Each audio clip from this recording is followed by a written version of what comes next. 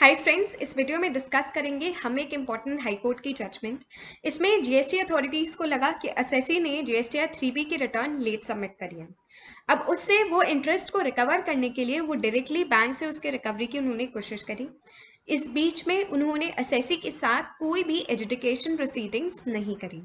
तो इस वीडियो में हम डिस्कस करेंगे कि हाई कोर्ट ने क्या कहा कि क्या इंटरेस्ट की रिकवरी के लिए डायरेक्टली बैंक से लिए जा सकते हैं पैसे, या फिर पहले एजुकेशन प्रोसीडिंग्स होनी ज़रूरी है। अगर आपको वीडियो अच्छी लगे तो आप इसे लाइक करें, शेयर करें और मेरे चैनल को सब्सक्राइब करें। और अगर आपकी कोई क्वेरी हो तो आप नीचे कमेंट सेक्शन में उसे लिख दें। Let's start the video. Friends, ये जजमेंट हमारे high court of Jharkhand at Ranchi जो है उसकी जजमेंट है। यहाँ पर इस जजमेंट में जो मेरा पिटिशनर है वो है Mahindra construction company versus union of India. इन्होंने एक रिट पिटिशन जो थी उसे फाइल करा था। इसके अंदर सबसे पहले फैक्ट्स ऑफ द केस जो है उन्हें समझने की कोशिश करते हैं। इसके अंदर जो मेरा पिटिशनर है महिंद्रा कंस्ट्रक्शन एंड कंपनी, उन्होंने जो जीएसटीआर 3B की रिटर्न है फरवरी 2018 के लिए और मार्च 2018 के लिए उसे फाइल करा सितंबर 2018 में। और ये ऐसा इसलिए उन्होंने करा क्योंकि जो जीएसटी पोर्टल था उसके ऊपर जो डेट थी वो रिफ्लेक्ट हो रही थी 31 मार्च 2019। तो जब उन्होंने अपनी ये फरवरी 2018 की और मार्च 2018 की जीएसटीआर 3B सबमिट करी तो उन्होंने सिर्फ टैक्स को सबमिट करा, उन्होंने कोई भी इंटरेस्ट जो है वो सबमिट नहीं करा। और ये बात जो स्क्रीनशॉट है जीएसटी पोर्टल का वो हम देख के उससे पता लगा सकते हैं कि जीएसटी पोर्टल पे भी 31 मार्च 2019 जो थी वो ड्यू डेट आ रही थी। अब जो जीएसटी अथॉरिटीज हैं उन्होंने इशू करा एक लेटर, और वो लेटर उन्होंने 8 मार्च 2019 को दिया, जिसके अंदर उन्होंने ये कहा कि आप इंटरेस्ट डिपॉजिट कर दो 19,59,721 का। क्यों? क्योंकि आपने डिले करा है फाइल करने में जीएसटीआर 3B फरवरी 18 की एंड मार्च 2018 की।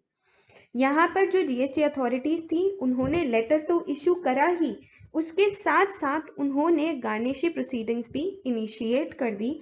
ये गार्निशी प्रोसीडिंग्स सेक्शन 79 के अंदर इनिशिएट हुई, जिसमें एसएससी से रिकवरी करने की बात हुई। और यहाँ पर जो पिटिशनर का बैंक अकाउंट था, मतलब जो मेरे महादेव कंस्ट्रक्शन कंपनी का बैंक अकाउंट था, उसके बैंकर को भी एक नोटिस जो है उसे इशू करा गया। साथ ही में आप ये देखेंगे कि कोई भी एजुकेशन प्रोसीडिंग्स जो है वो नहीं हुई सेक्शन 73 में या फिर 74 में। मतलब कि यहाँ पर सिर्फ एक लेटर दिया गया कि आपको इतना इंटरेस्ट जमा करना है, और साथ ही साथ जो बैंक अकाउंट था, जो बैंकर था, उसे भी नोटिस दे दिया गया। एसएससी को कोई भी शोकॉज नोटिस बीच के अंदर कोई भी शोकॉज नोटिस इशू नहीं हुआ। तो आप देखते हैं कि यहाँ पर हाईकोर्ट ने क्या बोला। सबसे पहले यहाँ पर हमारे दो इश्यूज इन्वॉल्व हुए। पहला कि क्या इंटरेस्ट सेक्शन अंडर सेक्शन 50 जो सीजीएसटी एक्ट का है उससे जो मेरी जीएसटी की अथॉरिटीज हैं वो डिटरमाइन कर सकती हैं। देखिए यहाँ पर उन्होंने तकरीबन 19 लाख का इंटरेस्ट निकाला, पर इसके पीछे उन्होंने कोई भी बैक वर्किंग जो है वो कुछ भी नहीं दी, उन्होंने डायरेक्टली इंटरेस्ट कैलकुलेट करा। तो क्वेश्चन ये आता है कि क्या इंटरेस्ट को कैलकुलेट करा जा सकता है विदाउट एनी एजुकेशन प्रोसीडिंग्स, जो कि सेक्शन 73 या 74 के अंदर हुई हो। पहली बात ये। और दूसरी बात ये कि क्या रिकवरी जो करने की कोशिश करी गई है सेक्शन 79 में, उसे करा जा सकता है for recovery of interest without initiation and completion of adjudication proceedings। कहने का मतलब सिंपल सा है कि यहाँ पर आपने कोई भी एजुकेशन प्रोसीडिंग्स जो हैं वो नहीं करी हैं। तो कैसे रिकवरी हो रही है, कैसे जो मेरी अथॉरिटीज हैं उन्होंने बताया नहीं है 19 लाख के लिए, तो कैसे without any education proceedings recovery जो है वो करने की कोशिश करी जा रही है अंडर सेक्शन 79। तो यहाँ पर हम देखेंगे सबसे पहले इशू वाइज इशू 1 कि क्या इंटरेस्ट जो है वो एसएससी को बोल दिया जाए सीधा कि तुम 19 लाख रुपए जो है वो जमा करा दो बिना किसी एजुकेशन प्रोसीडिंग्स के। क्या ऐसा हो सकता है या नहीं हो सकता? जो हमारा जीएसटी एक्ट है उसमें सेक्शन 73(1) जो है वो बात करता है कि अगर कोई भी टैक्स पे नहीं करा गया या फिर शॉर्ट पेड है तो फिर एक शो कॉज नोटिस देना होगा। मेरा जो प्रॉपर ऑफिसर होगा उसे सबसे पहले मेरे जो एसएससी होगा उसे एक शो कॉज नोटिस देना होगा, even for the recovery of interest under section 50 of the CGST Act।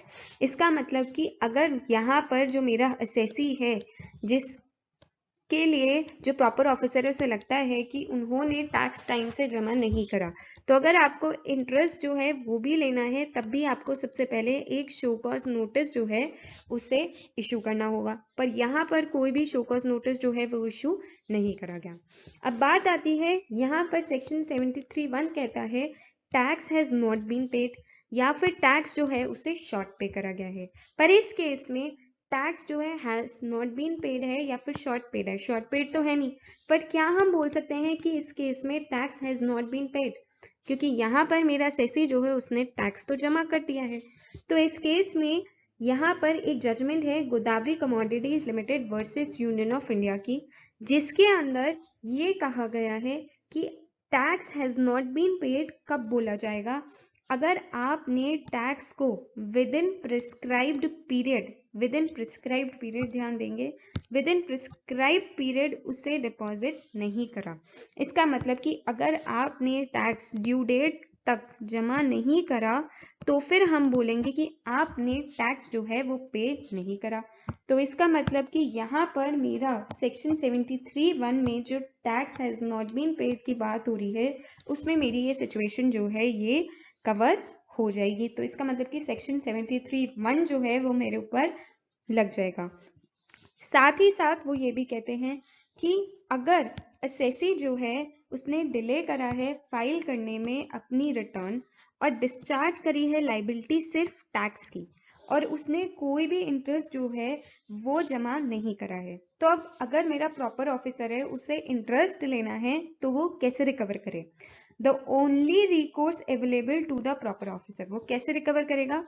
उसे इनिशिएट करनी पड़ेंगी जो प्रोसीडिंग्स हैं अंडर सेक्शन 73(1). इसका मतलब कि जो मेरा प्रॉपर ऑफिसर है उसे इशू करना पड़ेगा एक शो कॉज नोटिस अगर उसे रिकवर करना है इंटरेस्ट। इस केस के अंदर कोई भी शो कॉज नोटिस जो है वो इशू नहीं करा गया था। साथ ही साथ आप ये देखेंगे कि यहाँ पर जो मद्रास हाई कोर्ट है उसने जो assistant commissioner of CGST versus central excise दोगुंज मोपार्ट्स प्राइवेट लिमिटेड था 19/12/2019 की जजमेंट है, उसमें भी यही व्यू ली है कि सबसे पहले अगर आपको इंटरेस्ट की रिकवरी करनी है तो आपको एक शो कॉज नोटिस तो देना ही पड़ेगा। अब बात आती है कि ये तो इंटरेस्ट देना पड़ेगा, इसके लिए शो कॉज नोटिस। जो मेरा दूसरा इशू है कि ये जो रिकवरी करी जा रही है गार्निशी प्रोसीडिंग्स की अंडर सेक्शन 79, क्या ये रिकवरी सही है या सही नहीं है? तो यहाँ पर ये कहते हैं कि जो सेक्शन 79 है सीजीएसटी एक्ट का वो ये कहता है कि गार्निशी प्रोसीडिंग्स मतलब जहाँ पे रिकवरी होती है, इन्हें इनिशिएट कब कर सकते हैं, कब ये रिकवरी वाली प्रोसीडिंग स्टार्ट हो सकती हैं? जब कोई अमाउंट पेबल हो किसी पर्सन का टू द गवर्नमेंट, मतलब कि अगर कोई अमाउंट पेबल है किसी पर्सन से गवर्नमेंट को under the provisions of act और वो पे नहीं करा गया है, तभी गार्निशी प्रोसीडिंग्स जो हैं उन्हें इनिशिएट करा जा सकता है। अब बात आती है कि कैसे पता लगाएंगे कि एक पर्सन जो है उसका कोई अमाउंट पेबल है। What is the definition of amount payable? अब क्या इस केस में हम ये बोल दें कि ये जो इंटरेस्ट है उसकी लाइबिलिटी जो है कि जो इंटरेस्ट इसे जमा करना था वो अमाउंट पेबल हो गया? क्या हम ऐसी बात बोल सकते हैं? क्वेश्चन आता है कि क्या ऐसा कर दें? तो यहाँ पर मेरे जो ऑनरेबल हाई कोर्ट हैं झारखंड के, उन्होंने क्या व्यू ली? उन्होंने ये कहा कि जो लाइबिलिटी होती है इंटरेस्ट की वो ऑटोमेटिक होती है। ये बात हमें आती है समझ कि अगर जीएसटीआर 3B आप टाइम से फाइल नहीं करोगे तो आपको इंटरेस्ट देना होगा, but the same is required to be educated, इसे एजुकेट करना होगा। कब एजुकेट करना होगा? अगर जो कंप्यूटेशन है मेरे इंटरेस्ट की या फिर जो लेवेबिलिटी है इंटरेस्ट की, यहाँ पर अगर मेरा जो एसएससी है वो डिस्प्यूट करता है, वो लड़ता है कि आपने इंटरेस्ट सही से कैलकुलेट नहीं करा या फिर इंटरेस्ट मेरे ऊपर एप्लीकेबल नहीं है, अगर इन दोनों में से कोई सी भी सिचुएशन होती है तो जो एजुकेशन प्रोसीडिंग्स हैं सेक्शन 73 और 74 में उन्हें करना जरूरी हो जाता है। अब इस केस के अंदर क्या हुआ, मेरा एसएससी तो यही बोल रहा है ना कि इंटरेस्ट मैं जमा नहीं करूंगा क्योंकि मैंने रिटर्न तो टाइम के अंदर सबमिट कर दी है। तो इसका मतलब कि जो मेरा एसएससी है वो लड़ रहा है किस चीज के अगेंस्ट लेवेबिलिटी ऑफ इंटरेस्ट। तो इसलिए यहाँ पर ये सेक्शन हाई कोर्ट जो है उसने सीधा ये बोल दिया कि अगर लिवेबिलिटी ऑफ इंटरेस्ट पे भी डिस्प्यूट चलती है तो पहले एजुडिकेशन प्रोसीडिंग्स करो। तो यहाँ पर हाई कोर्ट जो है उन्होंने ये बोला, it was held by the high court कि such education is completed by the proper officer. जब तक प्रॉपर ऑफिसर एजुकेशन प्रोसीडिंग्स नहीं करेगा, जो अमाउंट ऑफ इंटरेस्ट होगा उसे आप अमाउंट पेबल नहीं बोल सकते अंडर द एक्ट और रूल्स। और क्योंकि इसे अमाउंट पेबल नहीं बोल सकते, अब अगर ये मेरा अमाउंट पेबल ही नहीं बन रहा, आपने बोला कि ये अमाउंट पेबल नहीं है, अब अगर ये अमाउंट पेबल ही नहीं है तो ये सेक्शन 79 के अंदर जो रिकवरी करने की बात हो रही है ये रिकवरी भी नहीं हो सकती। तो इसीलिए without initiation of any adjudication proceedings, क्योंकि इसके अंदर हुई नहीं कोई भी रिकवरी प्रोसीडिंग्स जो है सेक्शन 79 में उन्हें इनिशिएट नहीं करा जा सकता। No recovery proceedings at section 79 can be initiated for recovery of the interest amount. तो यहाँ पर एंड में हम इसे कंक्लूड कर सकते हैं कि इंटरेस्ट को अगर मेरे डिपार्टमेंट को रिकवर करना है तो उन्हें इनिशिएट करनी पड़ेंगी एजुडिकेशन प्रोसीडिंग्स सेक्शन 73 में, और फिर उसके बाद ही वो रिकवरी कर पाएंगे अंडर सेक्शन 79। तो फ्रेंड्स, ये थी हमारी वीडियो। अगर आपको वीडियो अच्छी लगी हो तो आप इसे लाइक करें, शेयर करें और मेरे चैनल को सब्सक्राइब करें। Thank you.